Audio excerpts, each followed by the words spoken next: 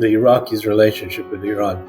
That relationship at some level goes back, a couple of centuries, where, the religious back and forth between Iraq and, certain Iraqis in Najaf and Iranians, etc., is much deeper and longer term. So really, one issue is, you talk about long relationship. I don't necessarily. I'm Scott R. Anderson, and this is the Lawfare podcast for March 20th, 2023. 20 years ago today, the United States invaded the nation of Iraq, intent on removing the regime of dictator Saddam Hussein and installing a stable democratic government.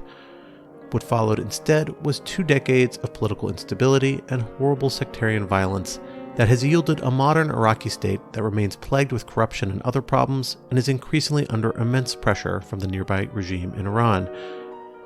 To gain perspective on the legacy of the U.S. invasion of Iraq and how it continues to shape the relationship between the two countries today, I sat down for conversations with 2 individuals whose personal and professional lives have been intimately tied up in the last 2 decades of the U.S. Iraq relationship. First, I sat down with my former boss from my own time working at Embassy Baghdad, Ambassador Doug Silliman, who is now the president of the Arab Gulf States Institute in Washington and previously served in numerous capacities in Iraq, including as ambassador, over his decades-long career as a U.S. diplomat. I then sat down with Salem Chalabi, an individual who has held numerous positions across several administrations in the Iraqi government over the past 2 decades, most recently serving as the head of the Trade Bank of Iraq until January of this year. With each, I discussed the legacy of the U.S. invasion, how it impacts the bilateral relationship today, and the central role Iran has come to play in the country.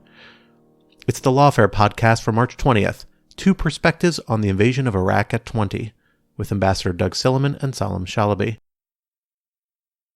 First up is my conversation with Ambassador Silliman. Here it is. So, Ambassador, I want to start with a question that's maybe a little inward-looking. As U.S. policymaker yourself, a community of people I am, or at least it was at one point, a part of, how do you think the U.S. policymaking community, and particularly the U.S. government, thinks about its experiences in Iraq over the last 20 years, and particularly in that post-invasion period, and how it shapes its approach to particularly Iraq, but perhaps other policy questions today? Scott, thanks very much. It's a really good question, and I kind of want to answer on 2 levels. The first level is I believe that what we experienced in Iraq after we went in was so far different from what we expected. We had to constantly readjust and change the way we approached it. So I think a lot of people in the U.S. government, including myself, have made a lot of small policy implementation adjustments and actually come up with some good ideas when trying to deal with difficult problems that we confronted while we were in Iraq, particularly on the security military side. The difference between what the U.S. military did in the battle against Al-Qaeda, the Battle of Fallujah, and in Anbar in the surge in 2006, 2007, is very much a contrast with the fight against ISIS and the building partner capacity, the by, with, and through methods that the U.S. military employed to support Iraqis in the fight. So that was an evolution in implementation of policy. But the second level, I think, is actually more important. And it has to do with why did we get into Iraq in the first place?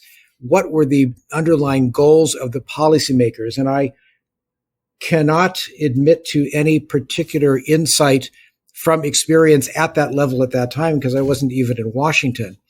But as a practitioner, as somebody who was in the field and who needed to deal with the consequences of the American invasion, it seems to me that not only was the real goal of the American intervention in Iraq unclear from the start, but different people had different goals. There were conflicting goals, everything from trying to get rid of the possibility of chemical and nuclear weapons in Iraq to remaking Iraq as a friendly democracy and a beacon of democracy and stability in the region, and a lot of things in between.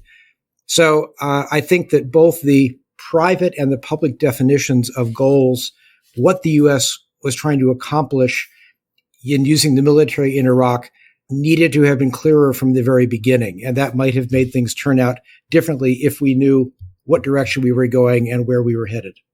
So over the course of your career, you have intersected with Iraq and engaged with the Iraqi government, U.S. policy towards Iraqis at different eras and kind of at different levels.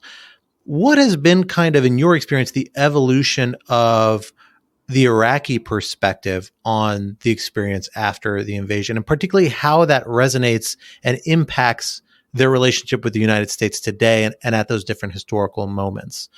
Is there a different perception that Iraqis have of the United States as a partner, as a world actor, that's shaped by that experience? And has that changed over the course of the 20 years that we've now lived through since the U.S.-led invasion? I think that there are a number of different interpretations by Iraqis, or different opinions of Iraqis of the United States and what the United States did in Iraq and has done over the past 20 years. In some ways, it differs by community or by sort of religious background. I mean, for example, I have met a relatively large number of Shia Iraqis, particularly from the South, who are still willing to tell me that they were happy that the United States got rid of Saddam, because no matter what has happened since then, Saddam, for their community, was much worse than what came after the American intervention. I think also when you look at Iraqi Kurds and Iraqi Kurdistan, American intervention, even before 2003, has given Iraqi Kurds a degree of autonomy and independent operation, and probably shielded them from the consequences of some of their mistakes that they would appreciate, at least at the government level now. The other problem, though, that I see is that for a lot of Iraqis who I have talked to, who were not in the opposition overseas, who did not have as personal a stake in getting rid of Saddam Hussein, there seems to have been, in many ways, the perception that Iraq has lost its agency, that many people see Iraq post-2003 as a struggle between Iran and the United States, two countries that they believe are more powerful than they are, and there's really nothing that they can do. That's one of the things that I probably regret most about what has happened to Iraqi attitudes.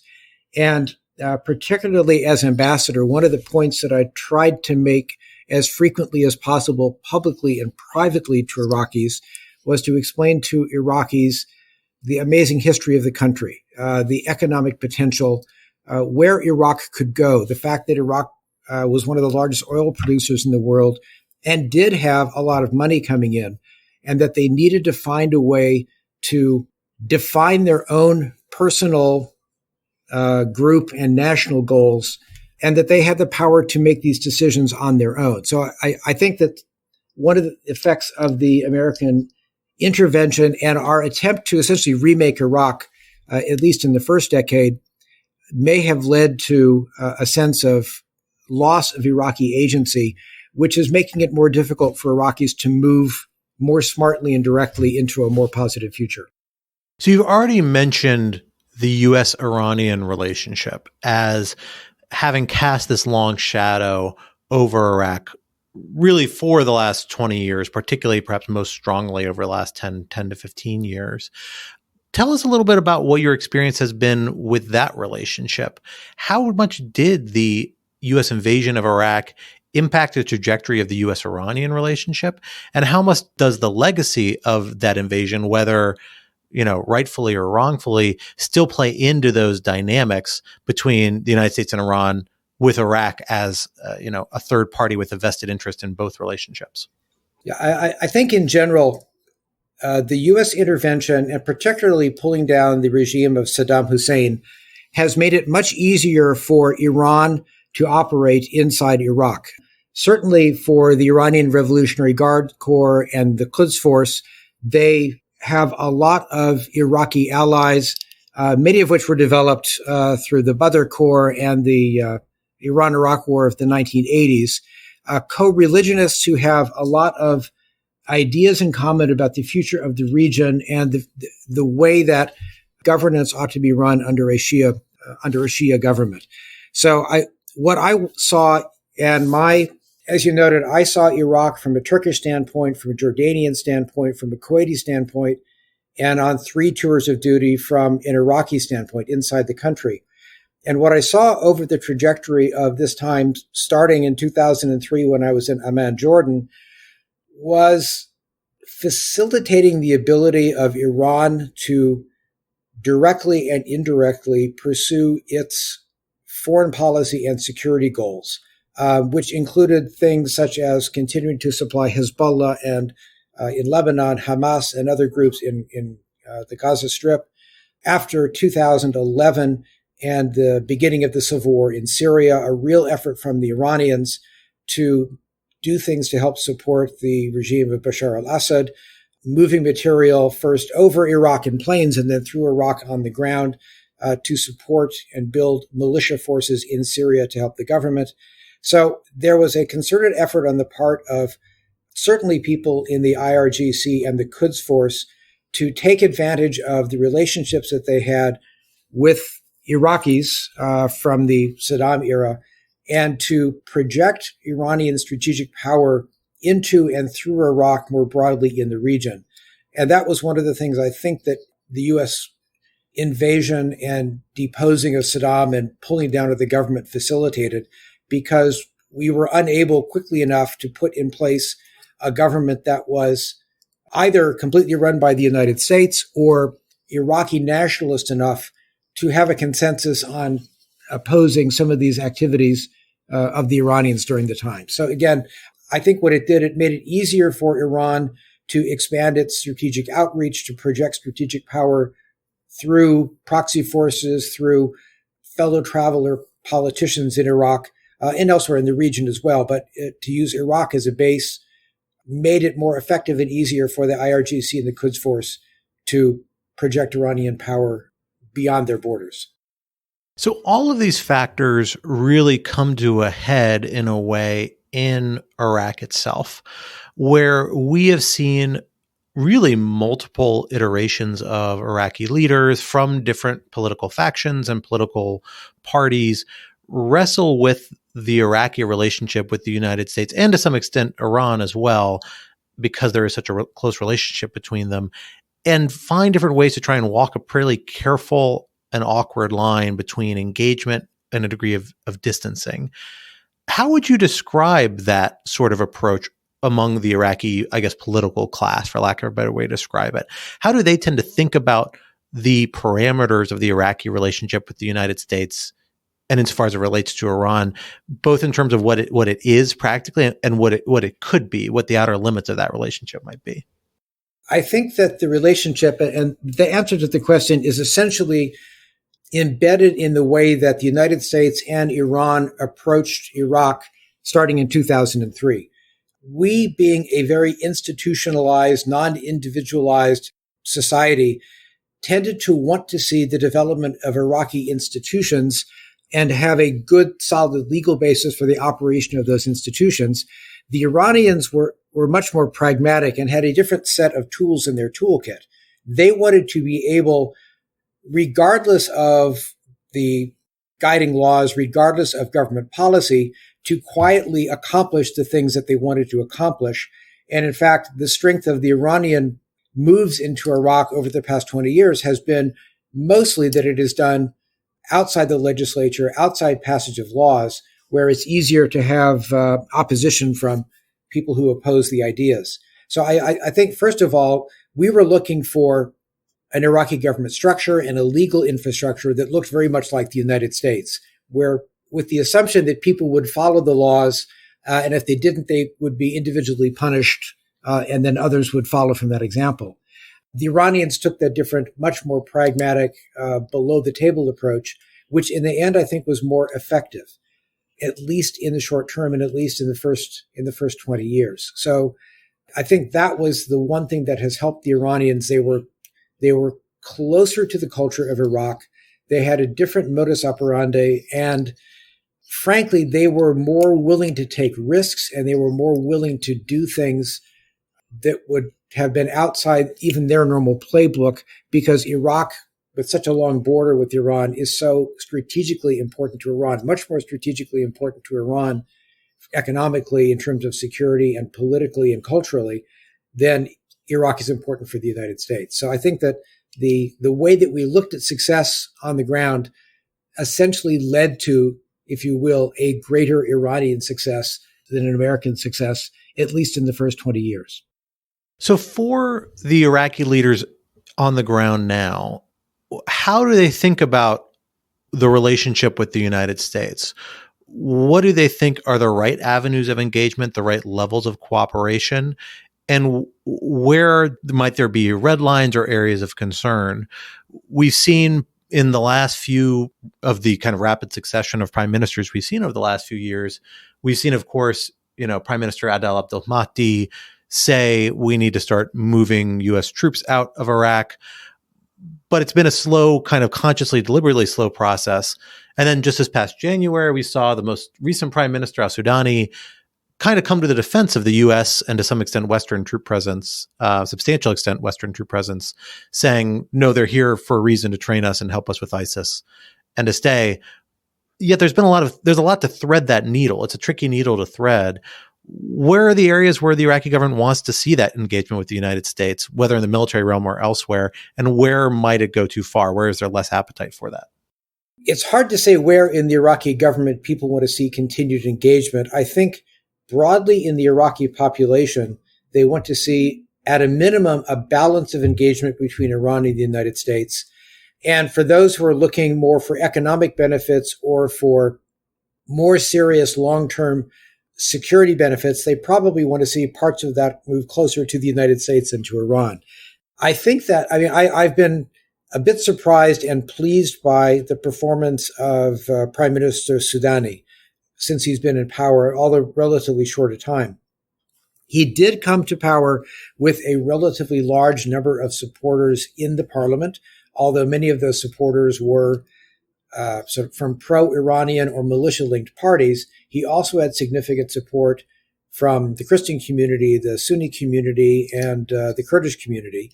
So he had a broader writ, I think, than earlier prime ministers. This is not a lowest common denominator government of everybody, of national unity. It's close, but it's a step removed from that. And Soudani, perhaps because he has what he considers significant support in the parliament from different factions, has taken a few steps that are closer to what the United States would want to see than Iran, for example. He seems to be moving fairly quickly into questions of curbing corruption in the government. He certainly has made public statements about the need for a continued American and Western security presence, not to fight the war against the remnants of ISIS, but to make sure that the Iraqi security forces are properly equipped and trained to do that job. And I think that there is more movement toward commercial engagement with Western and American companies under Soudani that I have seen in recent years, certainly than I saw when I was ambassador. You have seen the signature of significant deals with Siemens and General Electric for electricity generation and transmission. You have seen a couple of consortia working on gas capture and prevention of Iraqi gas flaring, which should have the dual good effect of reducing Iraq's cost for gas and also reducing Iraq's dependence on Iran for gas or electricity purchases. So I think Soudani has, in his first few months, made some of the very important decisions that we had been pressing for as the United States for more than a decade. The question is going to be, will these business contracts, the MOUs, and the steps that he has taken actually be fully implemented? Because there does remain an undercurrent of political opposition to any engagement with the United States at all. Certainly, there is a strong sense among some of the more pro-Iran militias that there should be no U.S. security personnel at all in Iraq. There has been, again, for a decade, very quiet pushing and blocking in the bureaucracy of contracts with American and more broadly Western companies, presumably because the people blocking them did not like the political direction that meant or felt that they might be able to profit more from contracts with non-Western companies with different standards. So I think that Soudani has begun to move in the right direction. He's taken the first few steps, but the implementation of what he has done is going to be the most important measure. And there may still be parts of the Iraqi government, parts of the Iraqi political spectrum that will try to block these decisions simply because it permits or even helps to grow American and Western security or business presence in Iraq. That's what I'll be watching in the next couple of years. So we have seen over the last few years a kind of common refrain, I think, among a lot of Iraqi leaders. I'm thinking most expressly articulated by, I think, Prime Minister Abdul Mahdi, but Prime Minister Kadhimi and a couple other folks have said something to similar effects, which is a lot of frustration with the extent to which Iraq becomes a battleground for US Iran tensions. And we have seen this cycle where often growing tensions between the United States and Iran triggers increasing exchange of hostilities within Iraq. You see Iran-backed militias targeting U.S. military and diplomatic presences, and then reactions by the United States, airstrikes on militia sites in Iraq and in Syria, most being the most common sort of response. The Soleimani strike that happened in January 2020 being maybe the more outlier response, the most kind of dramatic response the United States has pursued. How do Iraqis, and particularly I think Iraqi leaders, respond to that sort of relationship? And how does the different U.S. posture towards Iran, and particularly towards, using force against Iran in Iraq or in the broader region, how does that intersect with the Iraqi political system and the Iraqi relationship with the United States more generally? What are the ramifications of that? I think, honestly, what the United States has done militarily in retaliation for past or perceived future threats from Iran or Iranian proxies in Iraq has contributed to the Iraqis' loss or sense of a loss of agency as a country. I remember in the period in 2019, between the time that I left and the end of the year, there was a growing frustration among many Iraqis with Iran and some of the Iranian-backed militias, particularly in the south, where with the war against ISIS over, many of these militias started acting more like criminal organizations, shaking down businesses, going into neighborhoods and acting as sort of hyper-local governments, sometimes with nothing more than a few kids with Kalashnikovs. And there was a growing sense that Iran was overstepping its bounds and directly hurting Iraqis. The killing of Qasem Soleimani and Abu Mehdi al-Mohandes in early 2020 kind of broke that feeling that Iran was the one that was hurting Iraq the most. And I think if you look at any one thing that the United States has done other than the invasion of Iraq, killing Soleimani and Mohandes on Iraqi territory probably convinced a lot of Iraqis that it was really hopeless to deal with the United States. No matter what was happening, the United States would do whatever it wanted in Iraq. Now, I know from my experience in the government that this is not at all true, but I think that that attack in particular disheartened a large number of Iraqis and convinced them that essentially the United States was always going to work in Iraq for its own interests and not necessarily for the interest of Iraq. So I think to that extent, it was a harmful attack for Iraq itself. So I think that leads to a kind of more difficult policy question then that I know a lot of U.S. policymakers are wrestling with, which is what can the United States do, if anything, to productively try and counter at least the most malign forms of Iranian influence in Iraq? There's a pretty good, well-established track record of Iran really genuinely undermining Iraqi political institutions, certainly through support of Iran-backed militias that often operate outside the context of Iraqi law as total kind of separate centers of power in ways that undermine the effectiveness of the Iraqi state.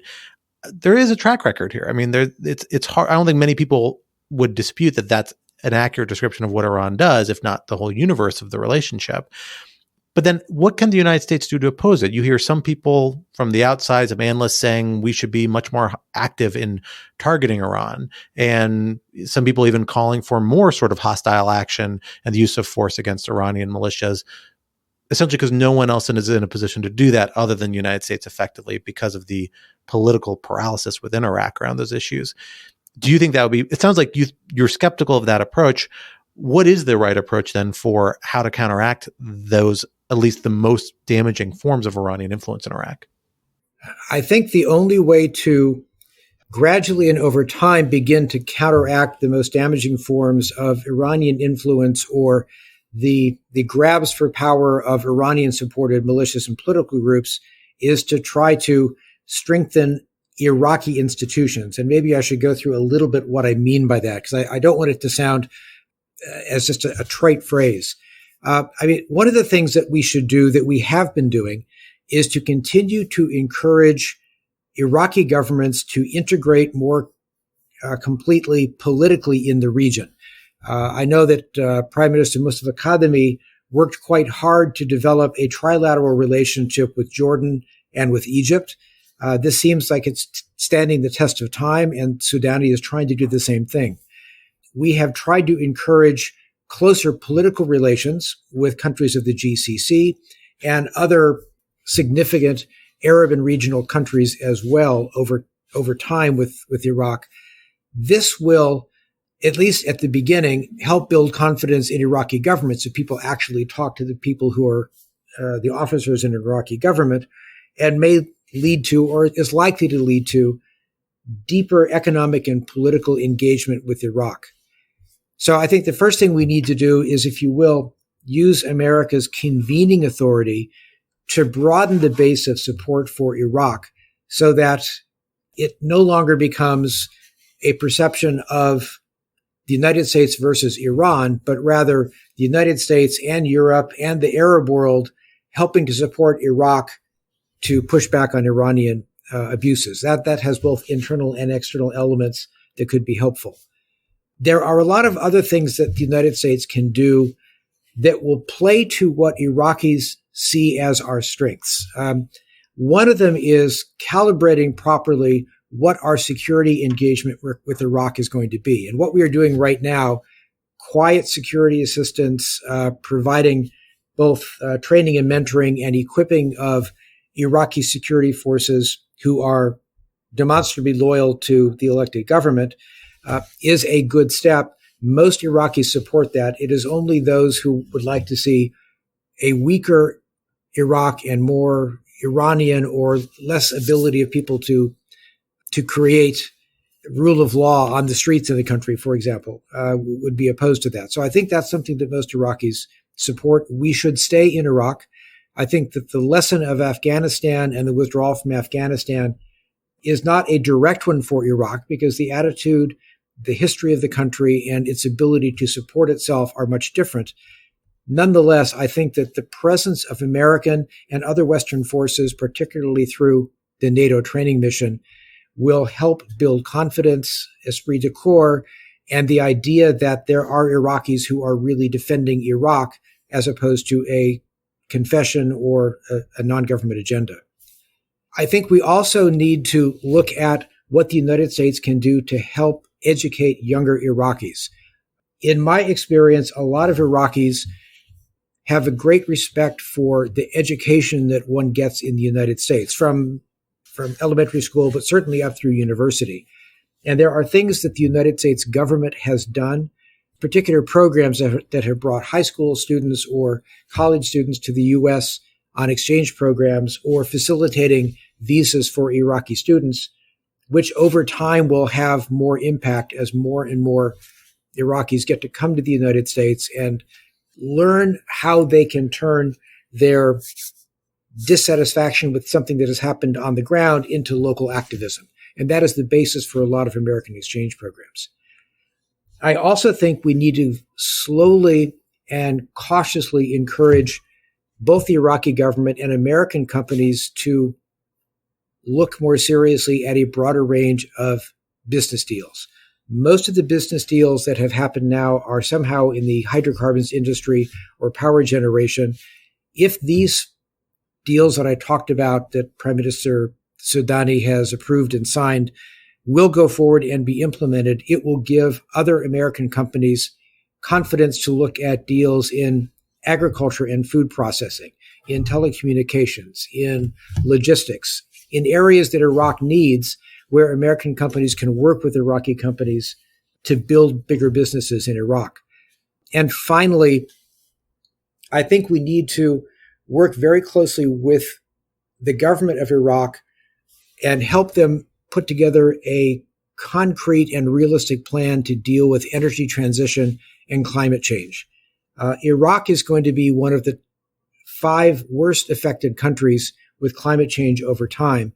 And the area around Basra, in Kuwait, Basra, and southwestern Iran is probably the hottest seriously inhabited area on the face of the planet, with temperatures routinely reaching 125 degrees in the summer.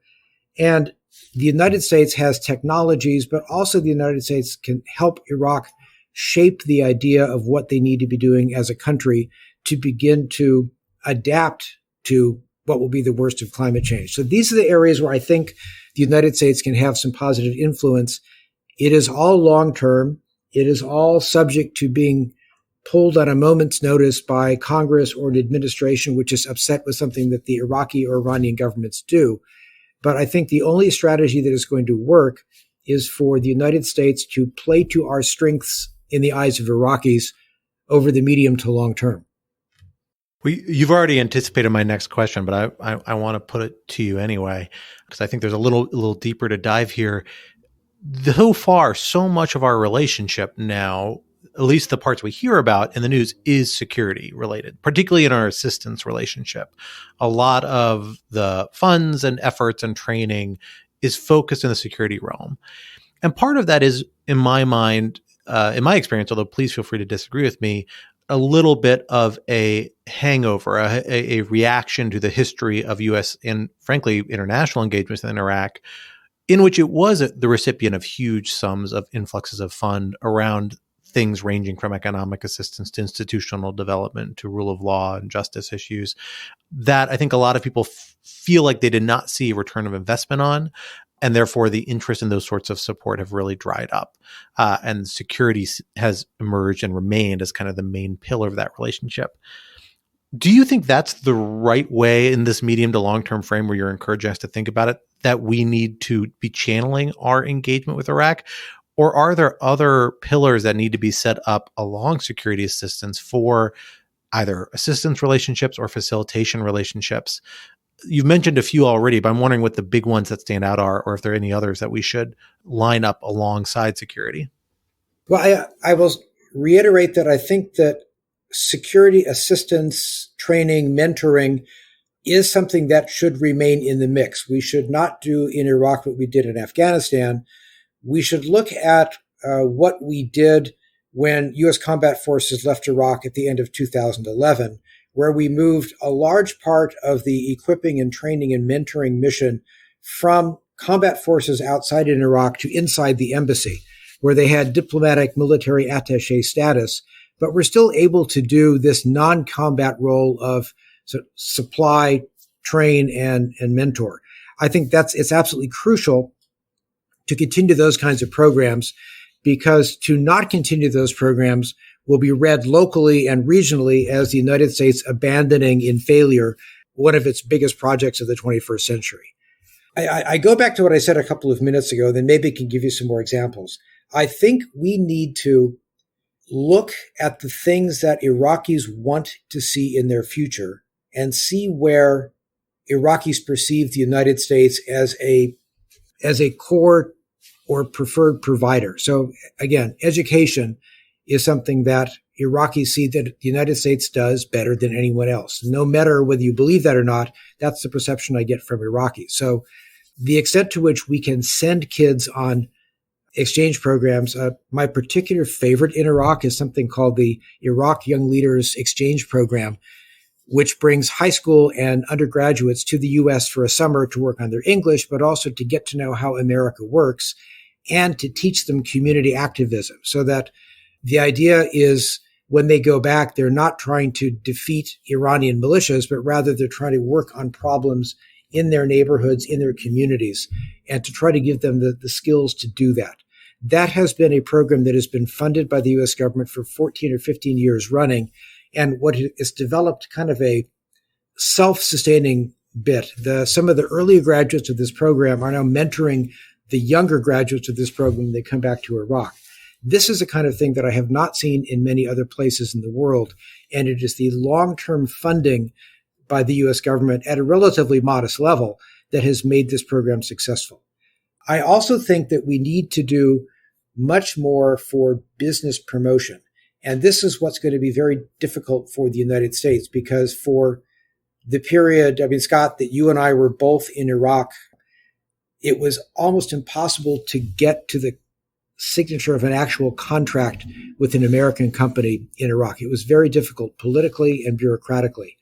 So not only does the U.S. government need to work with groups like the U.S. Chamber of Commerce and the state trade promotion agencies to get more opportunities in front of Iraqis, we also need to work with Iraqis, this will be more difficult, to try to put in place the kinds of bureaucratic reforms that will make it easier to get from business idea through negotiation, through MOU to contract to execution in a time frame that is years, or at least less than a year, and not decades, is what it has been recently.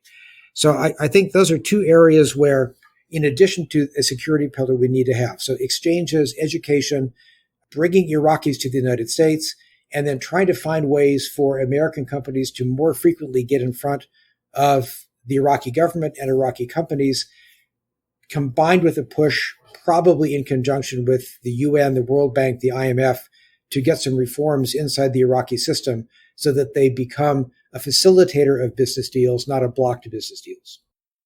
So I have one last question for you to take a kind of a step back, which is that in reflection on what the thinking was behind the U.S.-led invasion 20 years ago, a part of it across different perspective of what was the goal to get out of the invasion was a kind of unified perspective was that Iraq was a focus of U.S. regional policy for a variety of reasons. And that stayed true for a number of years. And then Iraq slowly, in part because of the challenges operating there, I think it's fair to say, fell down the priority list, maybe bumped back up during the ISIS conflict, fallen back down. And now there is this very strong perception that Iraq, to some extent the broader Middle East, but certainly Iraq, just doesn't fit very highly on the priority list, particularly in a world where the Biden administration is so focused on China and Russia. But even when we heard Senior Director Brett McGurk lay out kind of the Biden strategy for the Middle East at the Atlantic Council, I think last month or the month before, he really didn't give much mention to Iraq, which is surprising because he, of course, is an old Iraq-hand who you I know have worked with very closely, as have I on occasion. Where should Iraq fit in the United States regional strategy and broader global strategy? How important is it politically, strategically, maybe morally? And what does that mean in terms of how we should discuss it on the list of foreign policy items that the Biden administration and its successors are and will be juggling for the years to come?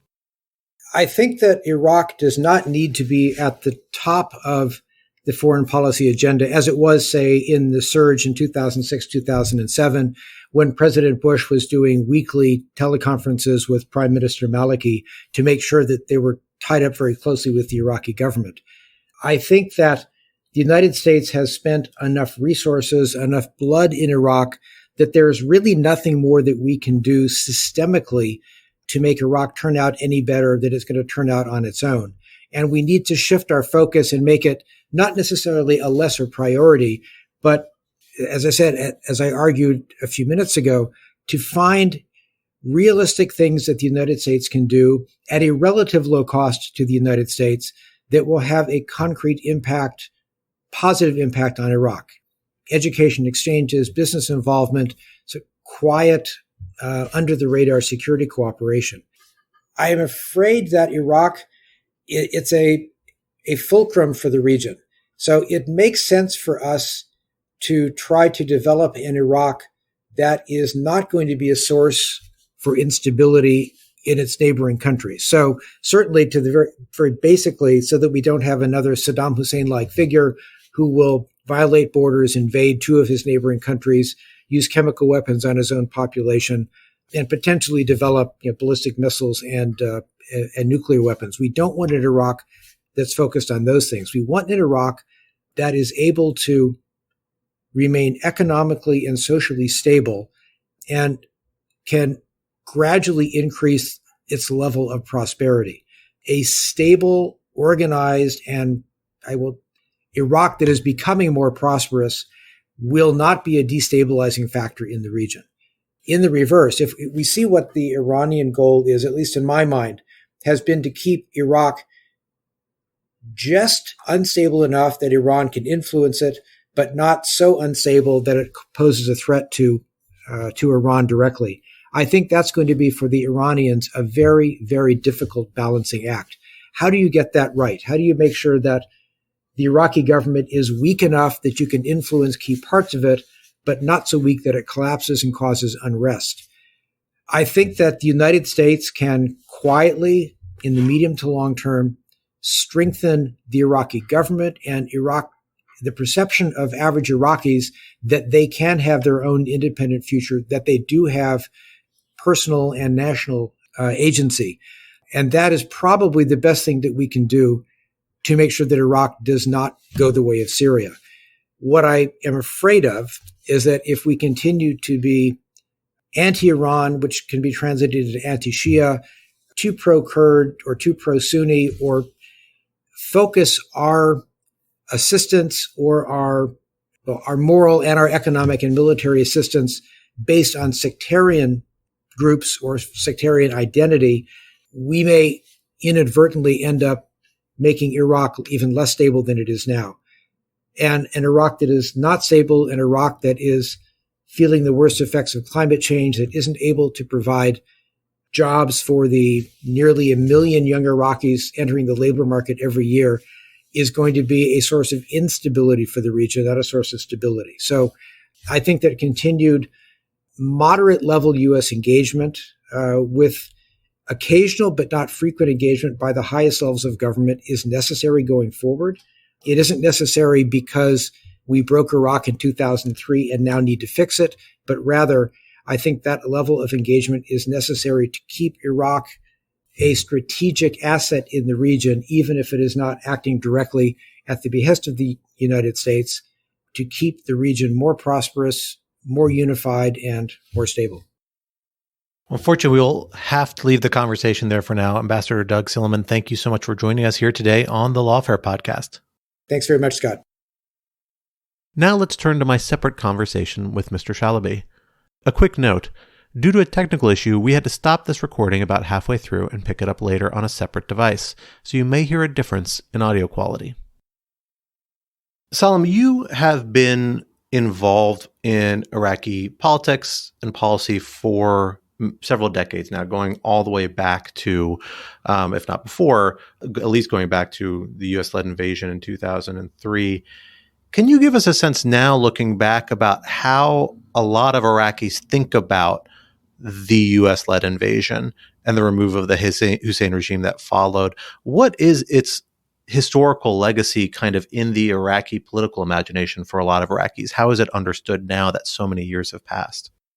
I would say, in 2003, the view was very much among the vast majority of the population. I'm going to say, because, I don't intend to sound sectarian or anything, but, among the Shia and the Kurds, they all were supportive of the invasion and for their own sectarian or nationalistic reasons.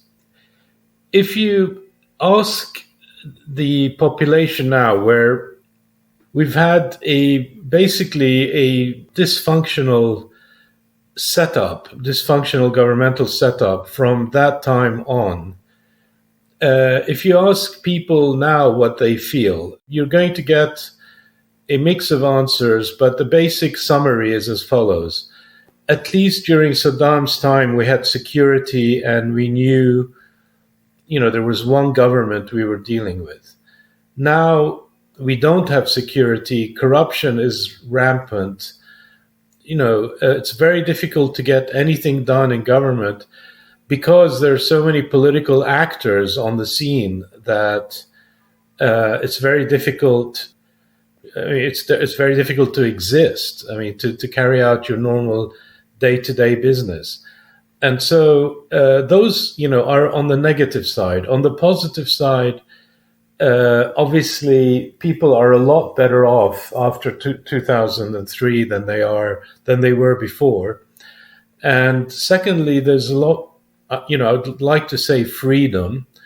There's a feeling that people are entitled to be critical, etc. Although that freedom is dwindling at some level, but it continues to exist, and so so there are positives and negatives to that. How is the United States perceived as part of that legacy? The United States and Iraq still have an ongoing relationship. There are still American diplomats and American military forces engaged in training exercises in Iraq. There's still an ongoing relationship, as there has been continuously, really, since 2003.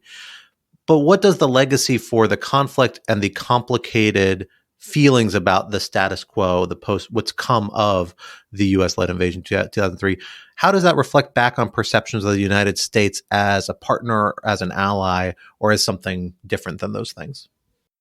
The first, again, if you look at it from, I'm going to talk about negatives and then positives. The negative side is there is a lack of understanding at the Iraqi level, and I'm saying this from quite high up actors, politicians, till the vegetable vendor on the street.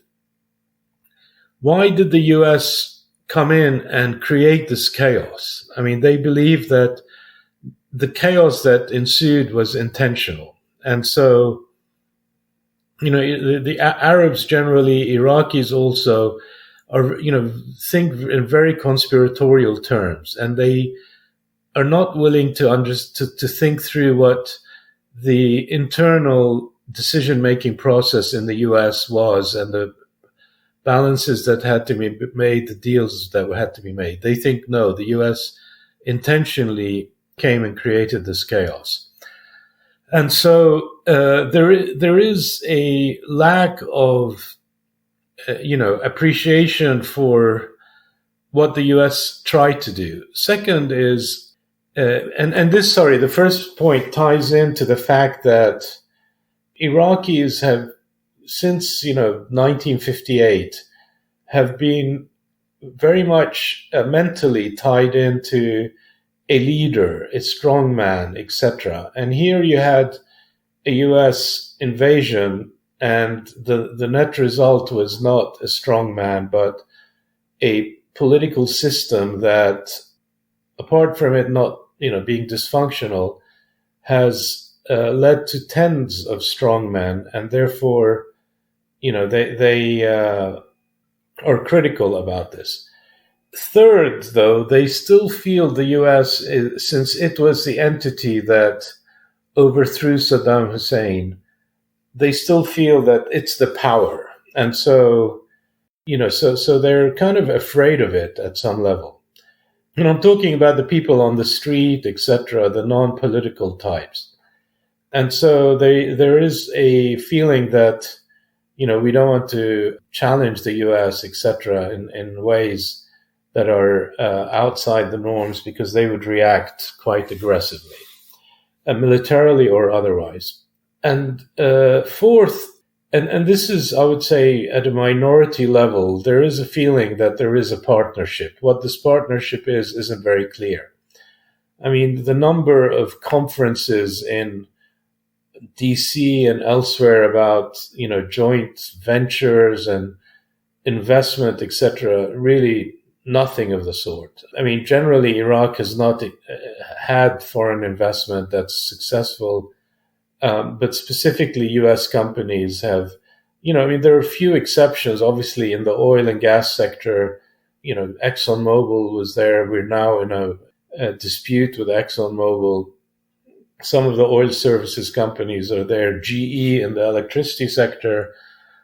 But those are not investments in the traditional sense of them starting businesses and taking a risk on Iraq in the kind of, they've taken a risk on Iraq generally, but not in, that strongly financially. It's quite difficult to explain this point, but, they didn't take much equity risk here. And so people are kind of troubled by this. The U.S. says they're allies and they want to encourage business, and yet there isn't that much of a foothold in the investment side in Iraq. So again, it's a complicated relationship. The last point I would say, and this is, if you look at it from a Kurdish perspective, from a Sunni perspective, from a perspective of Shias in Baghdad, secular Shias and so on, they don't understand how the U.S. came into Iraq with all the good intentions and appeared to have handed Iraq by and large to Iranian-supported actors. And they don't understand why that was. And so, there is a bit of unhappiness about this. Well, that is such a major thread of the U.S. Iraq relationship. Now, in a lot of ways, even more so now than it has been over the last 20 years, or at least certainly in the last 10 years or so, has been this tension between the United States and Iran, and the way it has often, perhaps too often, from the perspective of many, including Iraqi leaders who have often voiced this opinion, has too often played out on Iraqi soil or otherwise implicated the United States. How do people perceive this, the U.S.-Iran tension or conflict, whatever you want to call it? How does that relationship understood, and how is it understood to affect Iraq, and what is Iraq's role in it understood to be? So if you look at it from the perspective, from top-down perspective, so the political leaders, the Prime Minister Soudani, and before him, Prime Minister Kadhimi and Dr. Adel Abdel Mahdi, their view is that Iraq can play a role in perhaps reducing tensions between Iran and the US. Dr. Abdel Mahdi especially wanted to kind of come up with a clear policy as to what are Iraq's interests first, and then how to translate those into playing a role in calming the Iran-US problems. But as you know, the situation during Abdel Mahdi's time just got out of control, and, attack on the U.S. embassy, the killing of Qasem Soleimani or Abu Mahdi al-Muhandis, etc.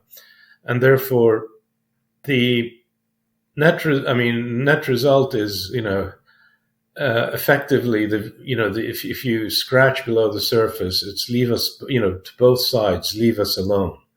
Let us get on with our own business. But in reality, it's obviously a lot more complicated, especially, as it relates to the energy sector, as it relates to the power sector, as it relates to the sanctions and the impact of the sanctions on Iraq. All of these are complicated factors. Recently, Iran has shelled parts of Kurdistan, or have admitted to shelling parts of Kurdistan. And, they feel that Iraqi Kurdistan is being used as a conduit to threaten the regime in Iran, and they don't like this. And so, if at the end of the day, and this is, I've noticed it at the highest levels. For example, our foreign minister, etc., he realizes Iraq is the weakest element among those three countries. And so, he's tried his hardest to to ameliorate the situation as it relates to Iraq, but he realizes that Iraq has just got limited powers, that it cannot do everything it wants here. So we've really been talking so far a lot about kind of broad perceptions and understandings among Iraqis about these sorts of issues. How does that translate into political constraints for the Iraqi government and Iraqi politicians of all stripes? You know, we've seen certain elements of continuity across recent governments in regards to the Iraqi relationship with the United States and approach to the bilateral relationship. Then there have also at times been similar points of tension, similar red lines that have popped up. And there is this ongoing controversy to some extent over U.S. activities and troop presence that the most recent iteration of which were requested as part of counter ISIS efforts in 2014, and then has kind of continued on, but now changed to a new phase where it's much more advise and assist, more limited U.S. presence. What do these different political perceptions and understandings of the Iraqi relationship with the United States mean for Iraqi politics and policy? What are the big constraints, the big obstacles in that relationship? And how do political leaders see what can and can't be accomplished through it? Okay, I mean, obviously I didn't address the issue of ISIS earlier, but I mean, at some level, again to do with the Iran-US relationship, both entities supported Iraq and really in a big way. And I'll give you an example that former Minister of Foreign Affairs Hashar Zebari used to give, which is that, you know, the day after ISIS entered Mosul, now Secretary Austin came. He was present at the time in Iraq serving. Went to see Nouri Maliki, and the morning after, and asked him what kind of assistance he wanted, etc., etc.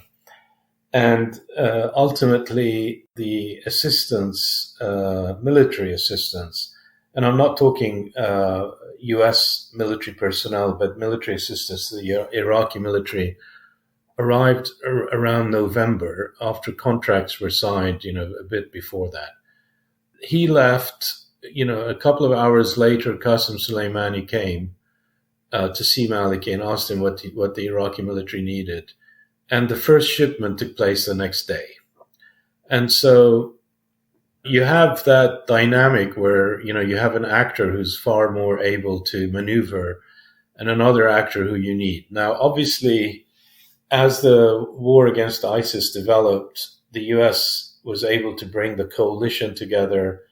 And it was a very kind of interesting, turning a blind eye. So the U.S. would fight ISIS. I mean, the U.S. or the coalition would fight, and the Iraqi military would fight ISIS in the big cities, leaving the Popular Mobilization Forces and Iranian elements to fight them in other locations. And all in all, it worked well. I mean, both sides were very, assisted Iraq significantly. Now, legally, and you would know this, Scott, the U.S. presence in Iraq was drawn down following the signing of the SOFA. And at the time, I know the Iranians were putting intense pressure on the SOFA and on the Iraqi government. And, if you remember, I mean, the agreement was not even called Status of Forces Agreement. It was called the Withdrawal of U.S. Forces from Iraq Agreement. Now, when ISIS took place, there was a clause in that agreement that allowed Iraq to request assistance. And now, where we are now is, and during Adel Abdel Mahdi's, when he was prime minister, Parliament met and issued a non-binding resolution that U.S. troops should leave. And this is following the attack on Qasem Soleimani and Abu Mahdi Mohandes. And the bottom line is that, if you look at it from the executive branch of Iraqi government, no, the executive branch and also the Kurdistan regional government doesn't want the US to leave, but they cannot. I mean, the Iraqi parliament cannot actively, abrogate that resolution.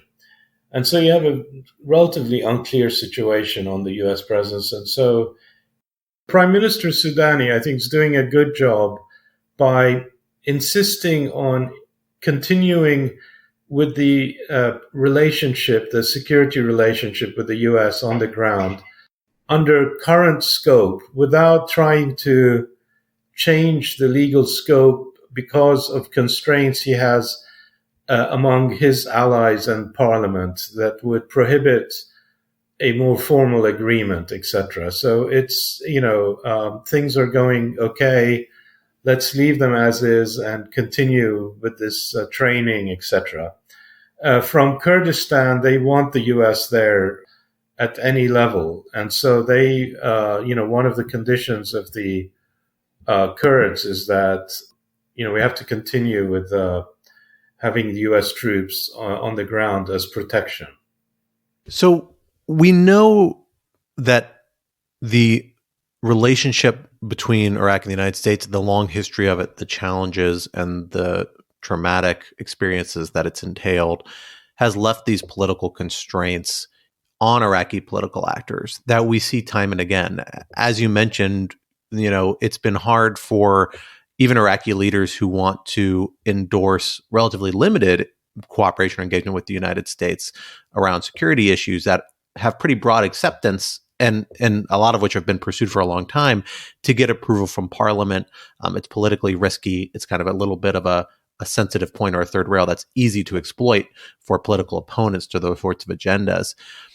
What steps could might the United States be able to take either in the short term or perhaps more likely in the medium to long term to begin to repair those dynamics, to get to the point where U.S. engagement with Iraq is not only accepted and ongoing as it really has been for the last several decades, but actually something that doesn't have such political inclinations that make it so hard to get broad political buy-in?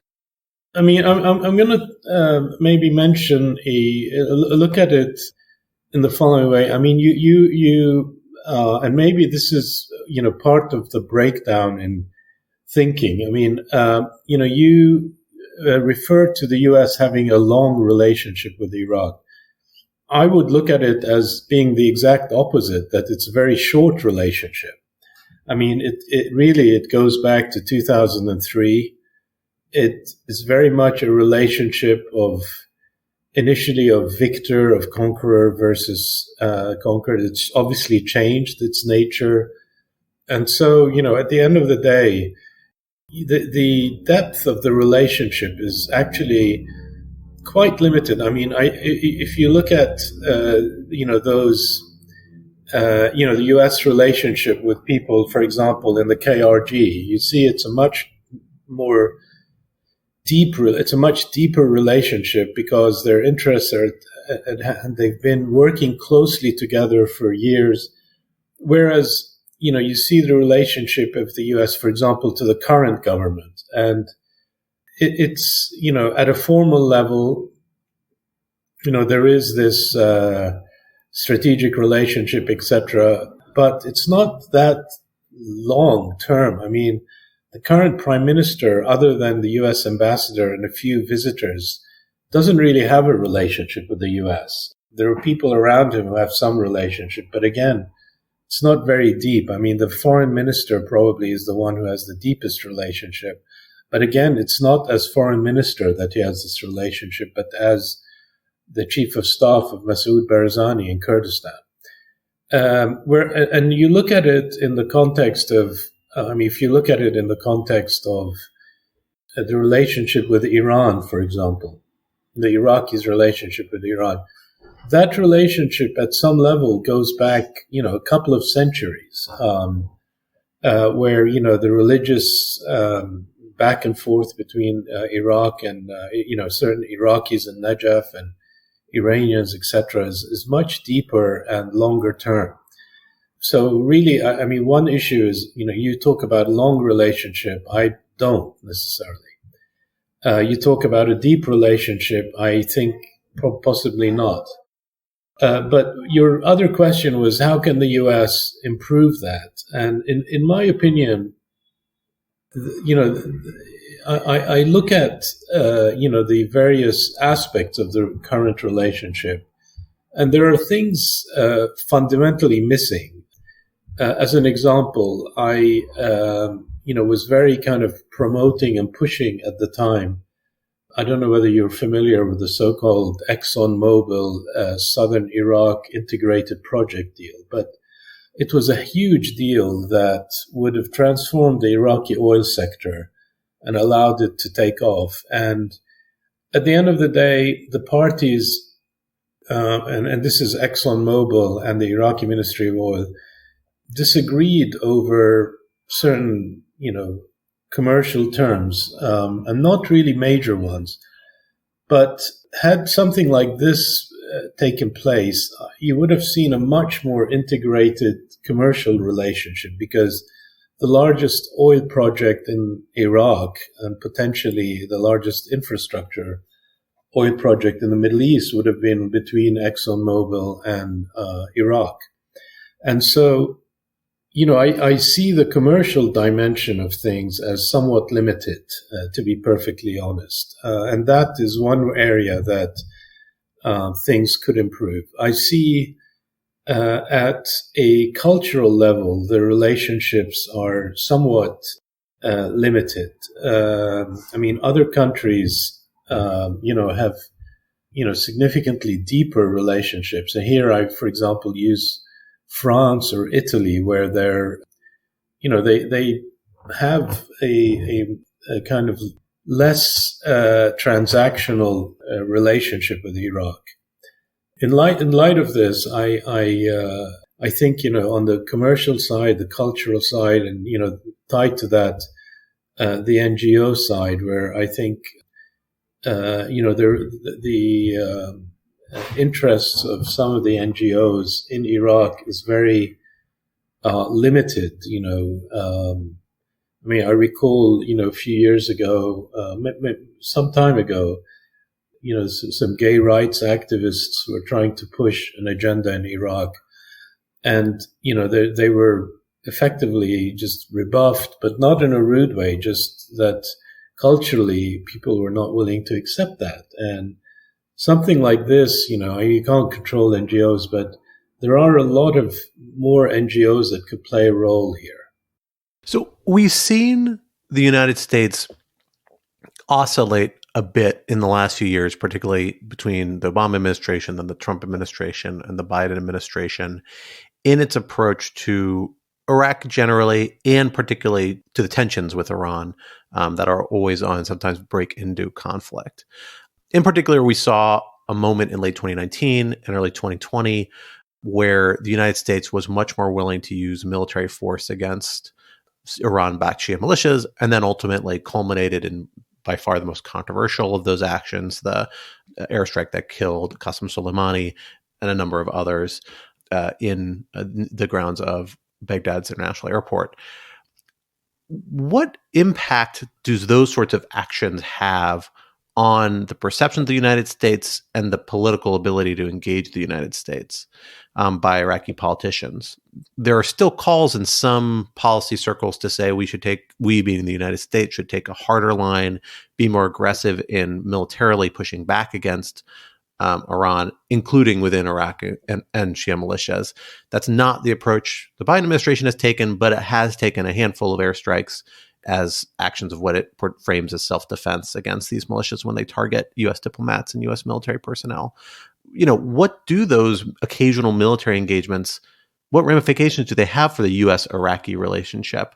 How do they affect things moving forward in ways that might be less direct and might be harder to gauge in the immediate moment of their aftermath? If you look at the Soleimani Abu Mahdi Mohandes strike, which, as you said, culminated in a series of events that led to this, the result, and I sat with many Iraqi politicians after that strike. The end result is this, that people, I mean, especially Abu Mahdi Mohandes, I mean, he had very deep relationships with people across, all sorts of, political actors, across all sorts of, and historical ones. I mean, I recall, at the time, Prime Minister Adel Abdel Mahdi saying, I've known Abu Mahdi Mohandes since 1981. I mean, this is 39 years. And, he's, he was just, shocked, upset, etc. Having said this, so, there is to answer, one part of your question, at least within one community, and it's a relatively powerful community, the Shia community, there was anger at the U.S. Because of these airstrikes, etc. But then you look at other communities. I mean, the Kurds at the time, although they had a relationship with Mohandes, etc., did not feel the same anger. In fact, I would say they may have been not unhappy with that strike. What I'm trying to get at is you have at some level the reaction to U.S. military actions or Iranian military actions is really what determines it is your outlook towards Iraqi and the Iraqi state. And here what I mean is, I'll give you a very, simple analogy, but it's a really deep analogy. There are a number of very senior Iraqi politicians, Shias and Kurds, who fought alongside Iran in the war between Iran and Iraq. And yet there are also many Iraqi politicians whose families fought for Iraq against Iran. And yet here they're brought together, the ones who, are, I would think, I'm not going to use the word more powerful, but more represented in government are those who had historically worked with Iran. And so, and yet, the larger part of the population were, tied to the Iraqi military campaign against Iran. And so, when somebody there's an attack on Soleimani or something by the U.S., those politicians who were, close with Iran, associated with the Iran-Iraq war, were obviously very hurt. And those who were on the other side were probably less hurt. And you look at, the reaction of the population at large. I mean, in Baghdad, for example, there wasn't this kind of, people weren't upset by the U.S., using Iraqi soil to hit positions, etc. Because they're not happy with the political structure. They're not happy with the way the state has evolved since 2003. And so, really, at the end of the day, one of the key determinants is not the U.S.-Iran determinant, but intra-Iraqi factors that that deal with how you view your community, how you view your immediate interests vis-a-vis the new Iraqi state that evolved. And as a result, you end up viewing the U.S.-Iran conflict from that perspective. So you've got a lot of people who, deep down are benefiting from the political structure, and so the current political structure in Iraq, and so they would be upset with the U.S. if it led to attacks on Iran inside Iraqi soil. And there are those who are not happy with the political structure who blame Iran for it. And so really it's the reaction, and really at the end of the day, that example I gave of the people fighting with Iran and during the Iran-Iraq war and people fighting for Iraq during that war, is that the state, the nation has not come to a common understanding of what it means to be Iraqi. And that's a very key determinant of this. So I think over particularly the last 10 years, we've seen a lot of the different lines of engagement the United States used to pursue with Iraq kind of shrink or fall away. There used to be really robust engagement around rule of law issues, institutional development, trade and economic issues, lots of other government-to-government types of engagement, government-to-government assistance of various types, and then, of course, security assistance, military-to-military assistance. That latter prong, which is always prominent, we shouldn't pretend otherwise, is now kind of the main prong, or at least the main focus of the U.S. Iraqi assistance government-to-government relationship. Do you think that's perhaps a mistake or underly ambitious? Is there other threads of effort that we should see the United States and Iraq engaging on their bilateral relationship in addition to this security element? You've already mentioned the commercial and business development, but I'm wondering whether there are other parts of the kind of broader relationship that existed in the immediate years following the U.S.-led invasion that maybe are worth resurrecting in some sort of new form.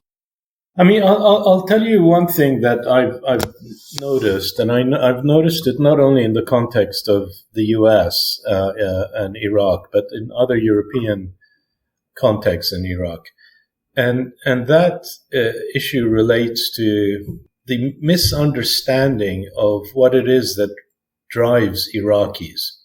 And by this, I mean, I very much closely tie it to corruption. So, you have, as an example, you had significant assistance to the Iraqi judiciary. And there was a setup, and that setup, provided some element of independence of the judiciary, etc.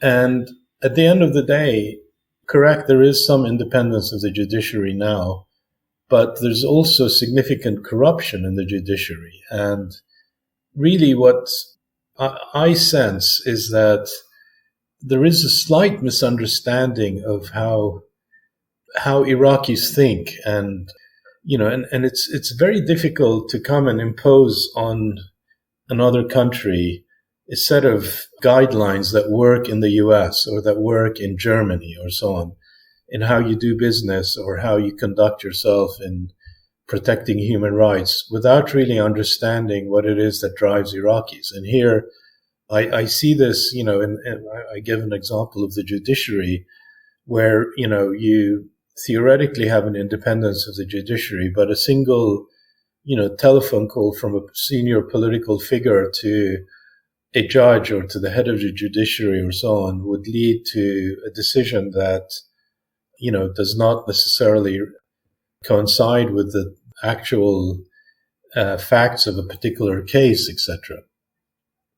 And so, as a lawyer, and I see this very frequently, where corrupt actors in the judiciary are able to be influenced a lot more easily, and therefore, when you look, other than in the military, when you look at other areas, this keeps propping up, is the way that Iraqis think and are interested in, the development of institutions. I mean, I'll give you a personal example.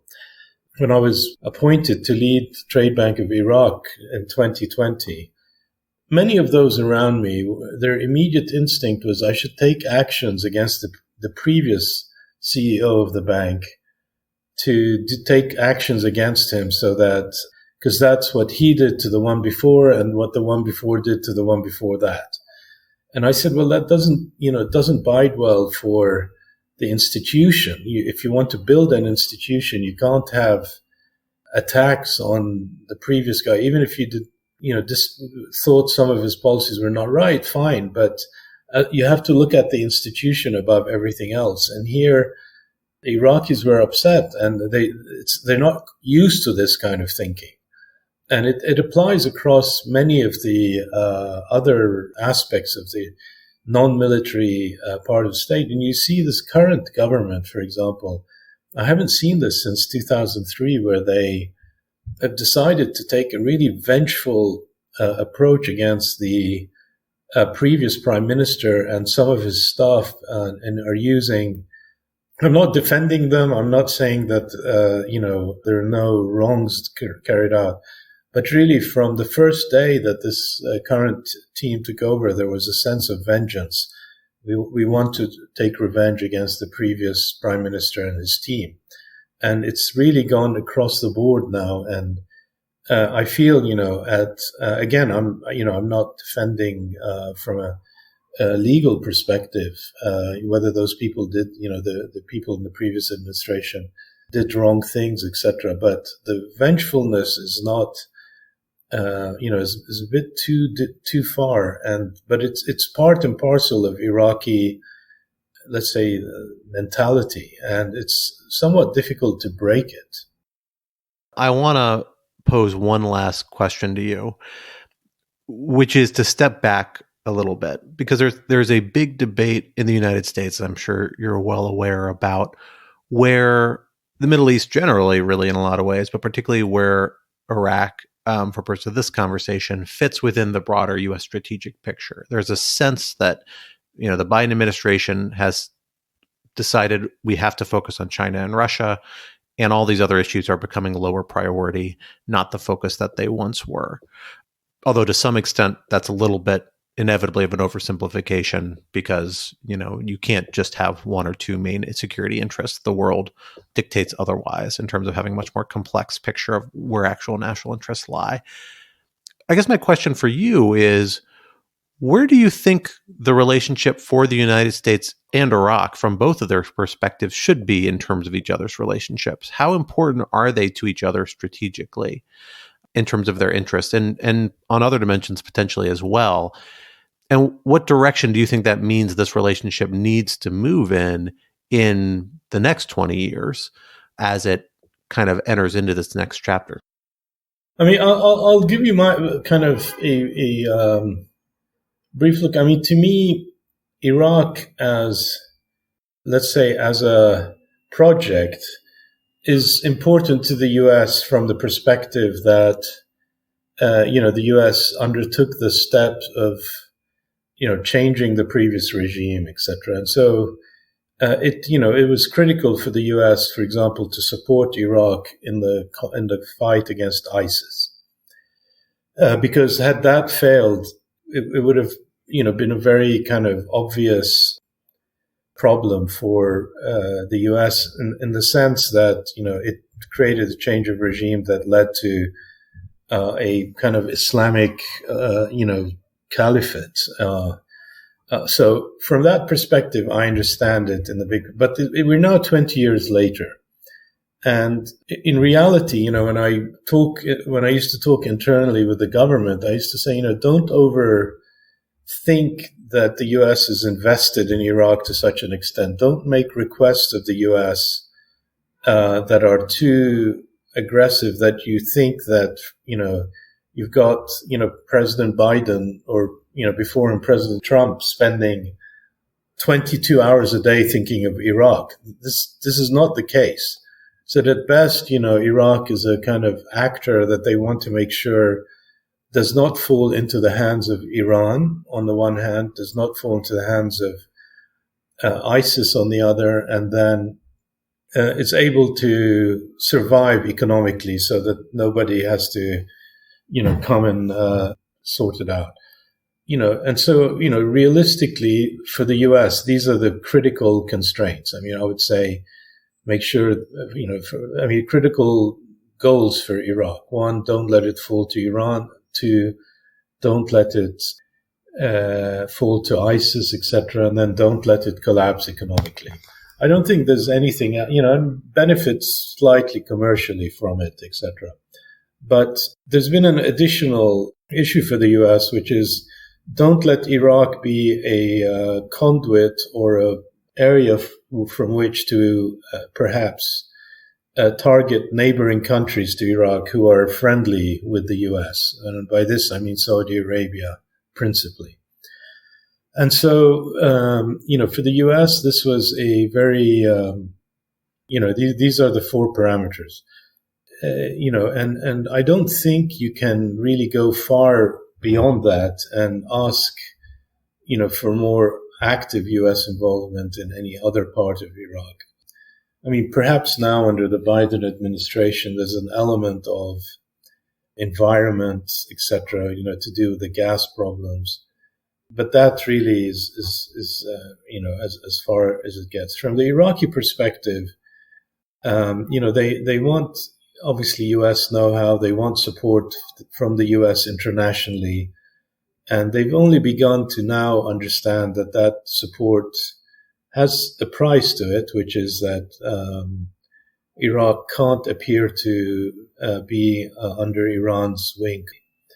So really, I mean, the parameters are now much more limited, and they, by their nature and the interests of the U.S., will continue to be. I mean, obviously, if there's a resurgence of ISIS or there is some other element, maybe the U.S. would get active again.